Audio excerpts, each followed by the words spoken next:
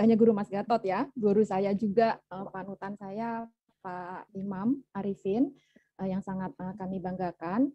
Terima kasih juga kepada tim Lingkar Studi ya, ada Pak Firman dan Mas Rama, kemudian Mbak Dita yang sudah approach kami. Terima kasih sekali sudah diberikan kesempatan yang luar biasa ini. Salam juga untuk para senior, ada Pak Putu, Pak Luri tadi ya, sudah berkenan hadir juga. Senang sekali bisa berjumpa meskipun hanya di ruang Zoom. Dan tentunya terima kasih. Saya juga senang sekali ketemu teman-teman Direktorat Jenderal Pajak yang sangat semangat untuk mengejar cita-citanya mendapatkan beasiswa. Teman-teman, secara pribadi juga laporan buat Pak Imam nih. Saya riset interest saya knowledge management, Pak. Creation of knowledge management practices in tax administration dengan theoretical lens institutional theory. Jadi secara pribadi saya sangat senang sekali dengan adanya sharing-sharing knowledge seperti ini dan juga keberadaan Lingkar Studi dan juga Intech UK ya. Jadi kita akan senang sekali untuk berkolaborasi lebih lanjut di masa depan. Nah, kembali ke topik beasiswa teman-teman. Apa yang disampaikan Mas Bari, Mas Gatot itu generally speaking sama persis dengan apa yang akan saya sampaikan beberapa menit ke depan ya. Kami itu align, searah, tidak ada yang bertentangan sama sekali. Jadi apa yang saya ceritakan mungkin hanya kisah dari perspektif saya dan menambah contoh-contoh aja gitu.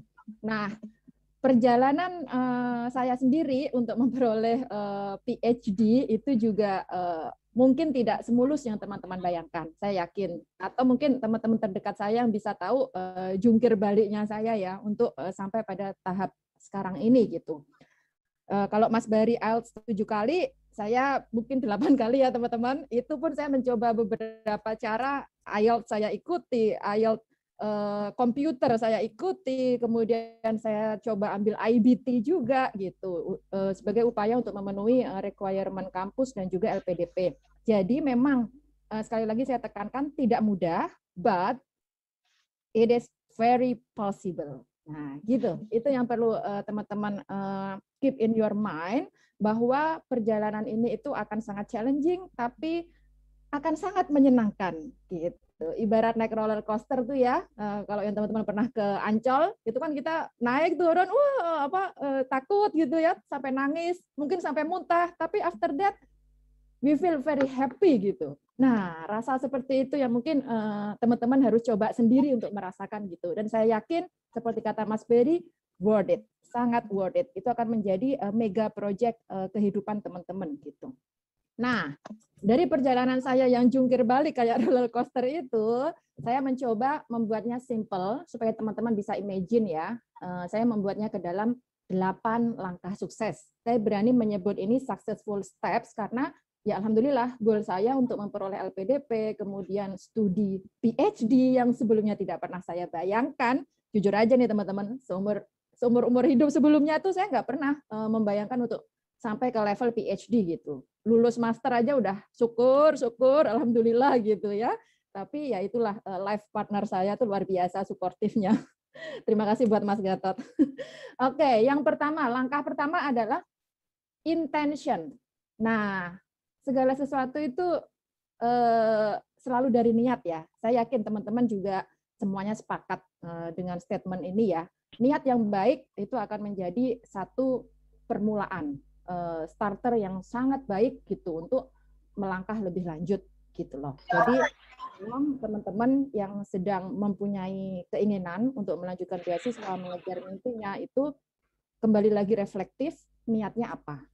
Jadi coba direnungkan dalam sholatnya, dalam doanya itu niat saya apa sih? Nah gitu. Nah, usahakan niatnya itu sebaik mungkin seperti tadi disampaikan Pak Imam, apa yang bisa kita lakukan untuk Republik ini gitu ya. Nah itu teman-teman harus kembali reflektif untuk memulai perjuangan ini gitu. Yang kedua, pay it forward. Nah ini kami, saya dan Mas Gatot mendapatkan nasihat ini juga dari seorang teman, dari guru kami juga. Nah itu pay it forward katanya. Nah sebelum kita memperoleh sesuatu yang kita idam-idamkan tuh ya, ada baiknya kita membayarnya di depan teman-teman. Membayarnya di depan. Bagaimana caranya? Lakukan perbuatan baik. ini standar sekali sih. Saya rasa ini juga universal law ya. Lakukan perbuatan yang baik dengan memberi apapun yang bisa kita beri, nggak melulu soal uang. Tadi juga sudah disebutkan, kita bisa dengan berbagi pengetahuan seperti ini. Sebenarnya ini juga cara kami untuk pay it forward. Kami berbagi dengan teman-teman, kami senang teman-teman nanti bisa mencapai mimpinya, mudah-mudahan bisa mencapai mendapatkan insight baru dari yang disampaikan oleh Mas Bari, Mas Gatot, dan juga saya, dengan harapan juga langkah kami di depan ini akan mendapatkan kemudahan, dan kami yakin gitu. Karena PhD sendiri juga challenging ya teman-teman, ketika sampai pada tahap ini pun segala sesuatu pasti challenging gitu loh. Tapi doa kami adalah kami bisa melalui itu semua. Nah, untuk bisa melalui itu semua, kami juga ingin membantu teman-teman gitu untuk melalui hal yang sama gitu yang sedang teman-teman impikan untuk mencapai beasiswa gitu. Nah, yang ketiga ini lebih teknis. Kalau teman-teman targetnya adalah LPDP, sebenarnya apapun target itu, mau LPDP, mau AAS, mau VETA, akses the funders website. Dalam konteks ini adalah LPDP, just simply googling. Kemarin aja saya sebelum waktu dikasih tahu Mbak Dita mau diminta sharing, saya langsung akses ya website LPDP, karena kebijakan LPDP itu kami lihat berkembang terus ya teman-teman. Saya ikut 2 kali, 2018, 2019 aja udah berbeda. 2020 kosong, dan sekarang 2021 ternyata lebih beda lagi, terutama karena adanya pandemik. Nah, tapi saya lihat LPDP sangat informatif, regulasi yang sekarang juga makin jelas. Saya melihat perkembangan yang sangat baik sih dari LPDP ini. So, just simply googling dan pelajari dengan baik gitu. Yang keempat, teknis lagi, meet the requirement. Ini pasti dong ya, kondisi dari donor atau calon funder teman-teman, yaitu LPDP. Apa yang disyaratkan oleh LPDP? Ada administratif, tadi dibilang sama Mas Bari, itu benar sekali, saya suka. Jadi LPDP itu kan bertahap ya, teman-teman gagal di administratif yang nggak mungkin masuk ke substantif gitu loh, nggak mungkin sampai interview. Jadi dalam mindset teman-teman tanamkan bahwa segala proses itu sangat substansial, artinya sangat penting. Bahkan administratif pun ya, membuat personal statement, membuat untuk PhD berarti membuat proposal penelitian juga, terus minta surat rekomendasi dari atasan atau dari dosen kitanya dulu, itu teman-teman harus lakukan itu dengan super serius. Kata-kata yang ada di dalam situ itu adalah kata-kata yang akan dibaca oleh calon donor kita gitu. Mereka tidak akan tahu misalnya dia ini kayak apa orangnya. Meskipun misalnya prestasi yang tadi disampaikan oleh Mas Rama ya, alhamdulillah gitu. Tapi mereka tidak mengenal secara jauh siapa dia gitu loh. Tapi saya bisa memperkenalkan diri saya dan menjual citra diri saya kepada calon funder saya yaitu LPDP dengan tulisan.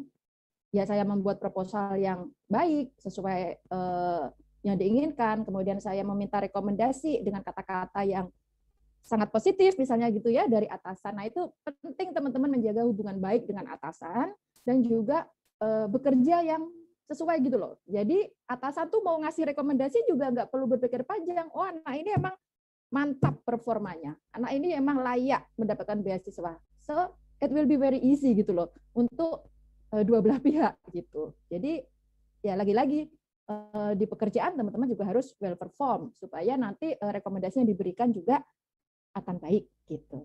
Nah, yang kedua academic requirement. Nah, itu nanti seleksi substansialnya ya teman-teman ya. Bisa dilihat apa misalnya IP.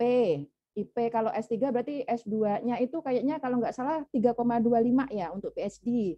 Nah, itu teman-teman harus lihat nih kalau teman-teman S2-nya 3,0 ya bukan LPDP sasaran teman-teman. Mungkin teman-teman bisa cari beasiswa lain yang menerima requirement IP segitu gitu.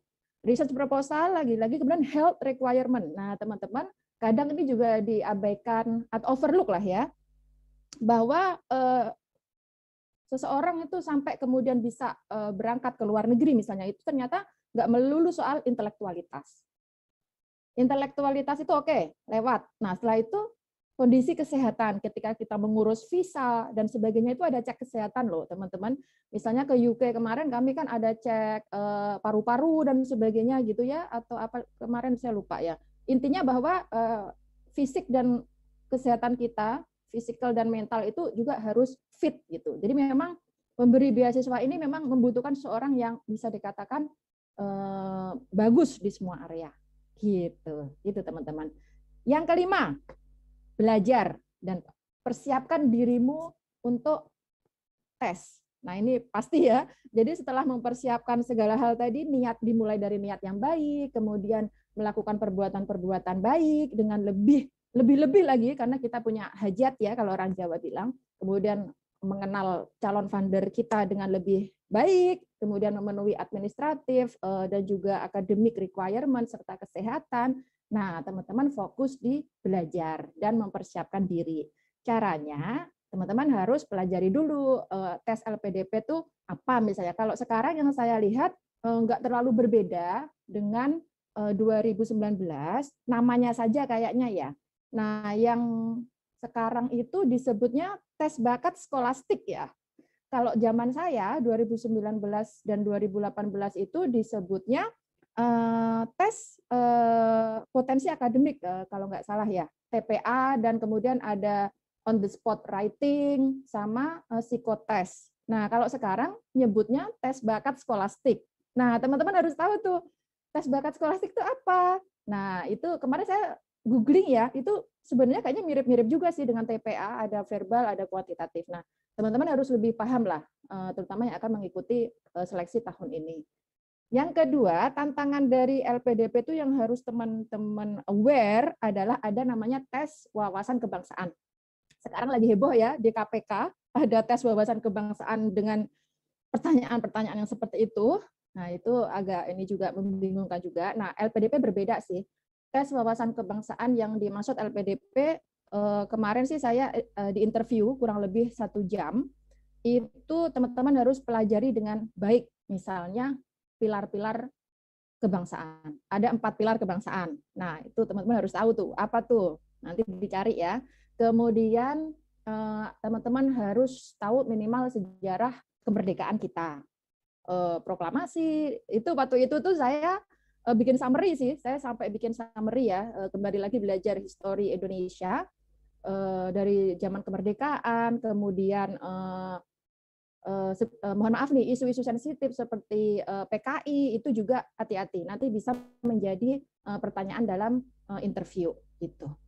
Kemudian cara belajarnya adalah, nah kalau saya waktu itu kasih KBP ya teman-teman, kami tugas utama kami kan memang menyelesaikan kasus ya. Jadi syukurnya di KBP itu lebih bisa di manage sih karena pekerjaannya tuh lebih jelas gitu ya untuk penyelesaian sengketa. Misalnya saya bisa membuat schedule, misalnya selesai jam kantor saya bisa fokuskan untuk belajar. Atau waktu itu saya di Batam, jadi jauh dari keluarga. Nah, saya memanfaatkan pagi hari justru. Pagi hari itu saya datang ke kantor tuh saya jam 6. Saya daripada nganggur di rumah kan ngapain? Akhirnya saya berangkat ke kantor itu jam 6. Nah, saya memanfaatkan waktu jam 6 sampai absensi kan 7.30 ya. Nah, jam 6 sampai 7.30 itu untuk belajar. Itu lumayan banget teman-teman. Tadi kata Mas Bari juga kita harus mengenali diri sendiri ya. Kemampuan penyerapan otak kita itu waktunya yang pas tuh apa gitu. Ada orang yang tipe malam, ya monggo silahkan. Mungkin habis jam kantor atau tipe pagi sebelum jam kantor. Jadi selalu ada cara untuk bisa memanage itu dengan baik. Nah, 1,5 jam tiap hari itu, dan ketika teman-teman menerapkan self disiplin seperti yang dikatakan Mas Gatot, itu akan sangat luar biasa dampaknya teman-teman. Jadi saya memang bukan tipe kebut semalam, jadi nggak bisa. Saya malah justru kalau tipe kebut semalam tuh saya stressful, kemudian bawaannya rungsing, marah-marah. Nah, saya mending nyicil tiap hari tapi dikit-dikit gitu. Nah, Sabtu Minggu free yourself. Anda sudah berjuang sangat keras dari Senin sampai Jumat, belajar, bekerja, semua pekerjaan bisa Anda selesaikan dengan baik. Sabtu Minggu adalah teman-teman untuk menyenangkan diri sendiri. Kesehatan mental sangat penting ya teman-teman. Kami di UK ini campaign tentang well-being itu luar biasa. Itu yang sangat kami senangi dengan tinggal di UK ini. Jadi sekeras apapun orang bekerja itu tetap diri sendiri itu menjadi perhatian utama. Well-being teman-teman harus diutamakan, teman-teman harus happy. Nah, itu Sabtu Minggu bisa menjadi cara untuk recharge energi. Gitu. 1, 2, 3, 4, 5. Sekarang yang ke-6. Nah, hari tes. Berdoa lagi-lagi. Sebenarnya berdoa tiap hari ya. Tapi ketika hari tes itu mulai mendekat, itu kita berdoanya makin kencang gitu ya. Keimanan kita tuh soar, naik luar biasa gitu. Nah, persis seperti yang disampaikan Mas Bari, minta doa restu dari orang tua. Kalau Anda sudah berkeluarga, dari suami, dari istri, bahkan dari anak-anak. Karena bagaimanapun mereka support sistem teman-teman yang luar biasa gitu loh. Jadi doa restu mereka itu inilah, kami percaya dengan law of attraction, kami percaya dengan kekuatan dari restu orang tua itu ya. Jadi itu harus jadi prioritas. Saya sebelum hari H itu saya nelpon ibu saya misalnya. Bahkan saya sampai nangis-nangis tuh, mohon maaf gitu. Jadi kayak lebaran gitu ya. Tapi it's okay gitu loh.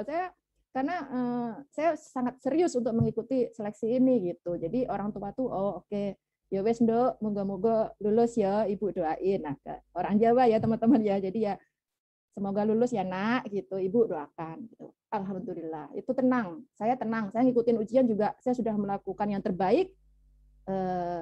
Let's God do the rest gitu loh. Jadi tidak ada penyesalan. Saya sudah melakukan segala hal secara maksimal. Apapun itu hasilnya, saya yakin itu yang terbaik buat saya. Sukses atau fail itu yang terbaik buat saya. Nah, itu sih sebenarnya.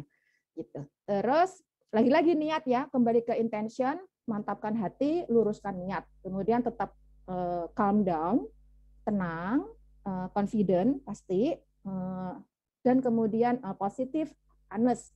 Nah, saya sih tipe orang yang be yourself aja ya, apa adanya teman-teman itu ya that is you gitu loh. Bahkan di depan interview ya just be yourself gitu. Kemudian oke, tes sudah, waiting for the announcement. Nah, itu deg-degan juga ya, teman-teman. Aduh, kalau LPDP itu kan bertahap ya, nanti administrasi akan diumumin dulu gitu ya, supaya kita bisa ke substantif gitu. Nah, itu juga deg-degan. Nah, ya cara untuk menenangkan diri ya tetap positive thinking, tetap berdoa, melakukan banyak kebaikan yang bisa kita lakukan. Gitu. Yang langkah yang ke-8. Nah, teman-teman, oke. Alhamdulillah, mimpi teman-teman tercapai. LPDP ada di genggaman. That's not the final gitu loh. Bahkan welcome to the real world gitu ya. Apalagi teman-teman PhD nanti mungkin honeymoon periodnya itu 3 bulan lah ya, nyampe UK happy gitu, bisa foto-foto. Habis itu oke, welcome to the real world gitu. Nah itu teman-teman harus siap gitu. Yang lulus alhamdulillah, yang enggak jangan patah arah gitu. Saya 2018 enggak lulus, ya itu sedih pasti ya, semua orang sedih. Tapi habis itu ya sedih sesaat, kemudian introspeksi diri, being reflective with yourself gitu loh.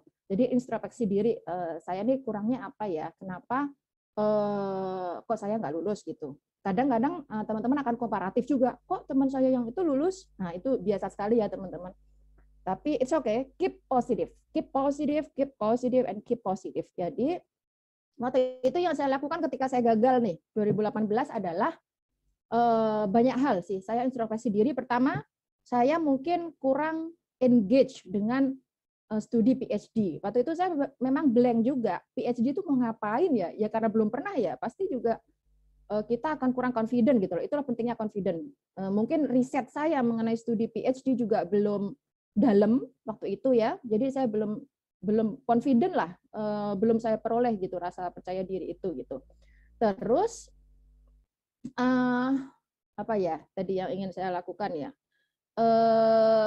Waktu itu tuh waktu belum lulus itu juga mungkin saya ketika ditanya mengenai kampus tujuan dan sebagainya itu saya belum siap gitu loh, karena waktu itu saya juga kampus masih nyari, masih belum tahu gitu ya, dan itu mungkin akan mempengaruhi penilaian dari interview. Mereka kan bisa melihat kita gitu loh, jadi itu penting sekali gitu. Nah, langkah kedua yang waktu itu saya lakukan adalah saya ngemail LPDP teman-teman. Jadi LPDP ini sangat profesional sih menurut saya. Mereka kan menyediakan ruang ini ya, komplain juga. Kita bisa email, misalnya kenapa saya tidak lulus. Mereka memberikan nilai teman-teman. Mereka memberikan nilai.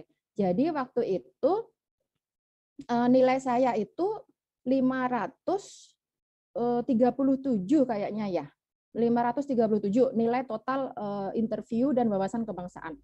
Nah, sedangkan syarat minimal untuk peroleh beasiswa S3 untuk LPDP itu 600. Jadi saya kurang 13 poin, teman-teman.